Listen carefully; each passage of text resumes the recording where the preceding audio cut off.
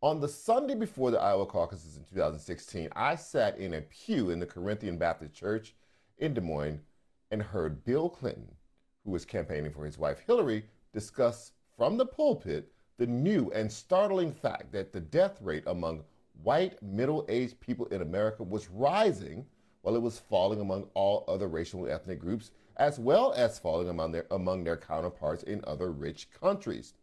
Clinton rattled off the reasons for this rise: suicide, alcoholism, and drug overdoses, and concluded that these white people were dying of a broken heart. It was poetic and it was empathetic.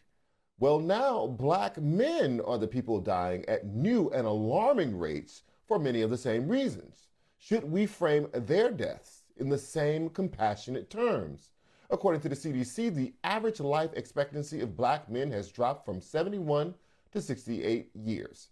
Meanwhile, the life expectancy of the average American is 77 years. The pandemic was surely a contributor, but it was not the only factor.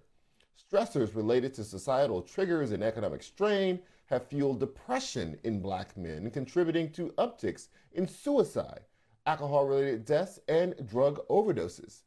This holds especially true amongst those living in low income communities. When it comes to suicide, the rate of young black men that have taken their own lives between the ages of 15 and 24 has risen by 47% since 2012, according to the CDC. Simultaneously, black men are dying at a 10% higher rate than white men from alcohol abuse, despite having a lower, far lower consumption rate. And for the first time in over 2 decades, black drug overdose rates eclipsed whites, this time by 16%. Are these men also dying of a broken heart? Or are they dying of a broken system built on broken promises in a society that has been broken by a pandemic? Joining us to discuss is Ohio State University professor of history, Dr. Hasan Jeffries. Dr. Jeffries, what do you make of these really disturbing numbers in regard to black men? Well, first, as you point out, they are deeply disturbing. They are deeply troubling. And it's important that we shine a light on it because this isn't just a function of people being sad. This is, as you stated, a reflection of a system that is broken, not just a heart that is broken, a system that is broken, a nation that has failed African Americans and African American men in particular for generations.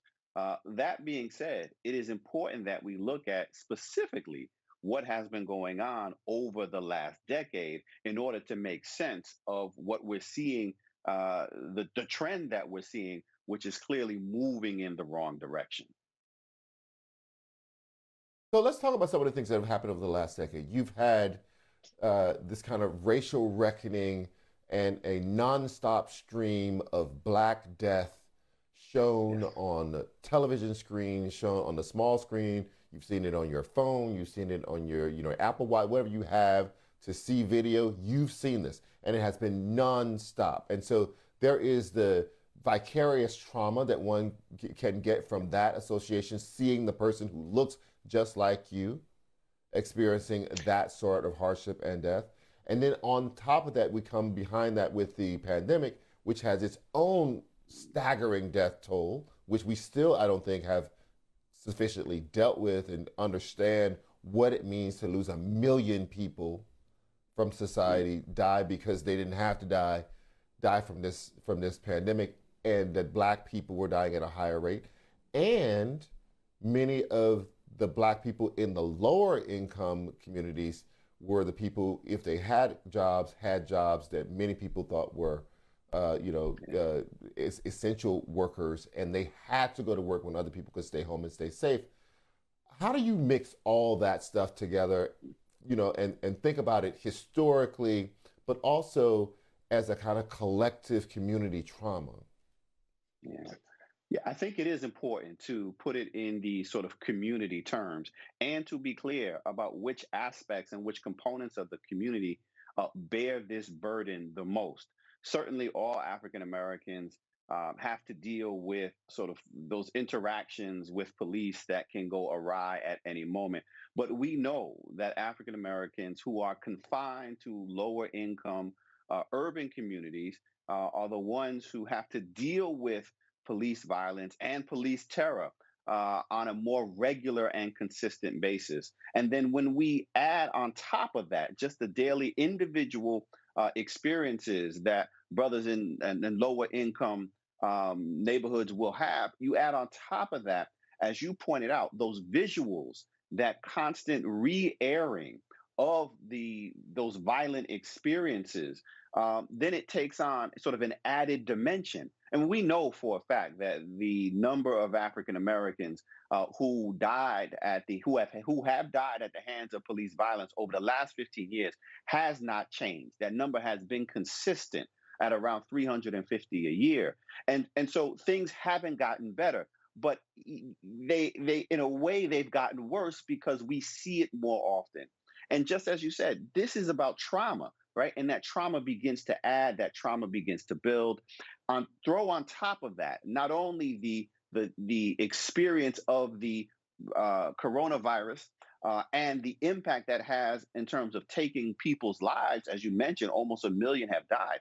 But the people who bore the brunt of that, in terms of having to work through that, in terms of having to lose jobs, the class of folk has been disproportionately African American and African American men. And even in the recovery, we know another factor that we have to throw in, Charles, is the question of mass incarceration.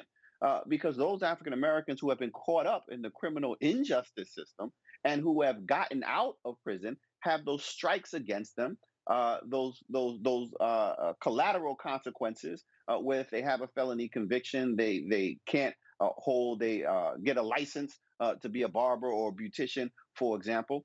That adds this extra burden. So even as we've invested as a nation in saying, hey, we're going to build back better and we're going to have this recovery and we're going to provide these opportunities to get out of this hole that we find ourselves in because of coronavirus, too many African American men have been left on the sidelines, especially those who have had those encounters with the criminal justice system. Let's pick up on that criminal justice issue and mass incarceration. One could assume, and I think it would be a safe bet to say that also some of the violence that we're seeing is an outgrowth of this very same trauma that is causing so many deaths among these young black men. And yet, we had saw the president give a State of the Union on Tuesday. Trauma was not really part of that address, right? We weren't talking about society has just gone through 2 years of an incredible stressor, and that was felt most acutely by people on the lower ends of the income spectrum because you didn't have a summer house to go away to. You couldn't, pick up everything from New York and go to Miami and sit by the pool and do your work because everybody could work from home. That was a different experience for people who were still stuck in the city where they were, in the homes where they were, and now not only were they in the house, the kids were home and everybody was there. And it's not enough space for everybody to be in the house at one time. So everything was just incredibly stressful. But the response that we are getting from federal government is to say, we've given you $350 million to buy add more cops, and we're going to be tougher on crime, and we're going to fund police rather than defund them. We can talk about whether or not people like the phrase defund police or not, but the net effect is that on the federal level, the policy is now be tougher, lock up more people, keep more people in jail. Eric Adams in New York was trying to reverse the jail reforms, keep more people in jail, push down the age of people who you could lock up for gun offenses, basically children. We just see people tightening the vice rather than acting with sympathy and saying, there's something broken here and we need other resources to make these people whole again. Talk to us about that lust for kind of vengeance, that lust for a kind of a crackdown that just exists in American society, particularly when it comes to issues related to black and brown people. And it is specific to sort of black and brown folk. We as you were talking earlier at the top of the hour around this question of drug use and those who have been succumbing to drug overdoses and dying because of drug overdoses. When we think about the introduction of opioids and then eventually that transition as those get more tightly regulated to heroin, when it was, crack cocaine that was associated with African Americans, it wasn't sympathetic. It was creating, super predators. When it was heroin in the African American community, it wasn't a health crisis; it was a criminal justice crisis. When it became, suburban moms, abusing or opioids and then heroin, then suddenly it became a health crisis. Then we had sympathetic figures, and we see that playing out time and time again. Now, combine that: who is considered deserving of sympathy, who is considered deserving of that extra sort of support to be made whole again. And it often tends to be white folk and not black and brown folk. When we take that and then mix it with sort of criminal justice and politics, and that idea that law and order, that increasing and showing support for police is the way to garner political accolades as a default, whether you are a Republican, conservative, or a Democrat, then black folk always wind up on the short end of that. We wound up on the short end of that during the Reagan years, or even go before that. We wound up on the short end of that during Nixon's time when he started calling for law and order to shut down and clamp down on the civil rights movement, Black Power movement. The Reagan years during the rise of the war on drugs. The Clinton years when he was in trouble. Him defaulting back to sort of law and order to gain that middle white middle ground conservative support. And so we've always wound up on the short end of that, and we're finding ourselves in that situation today.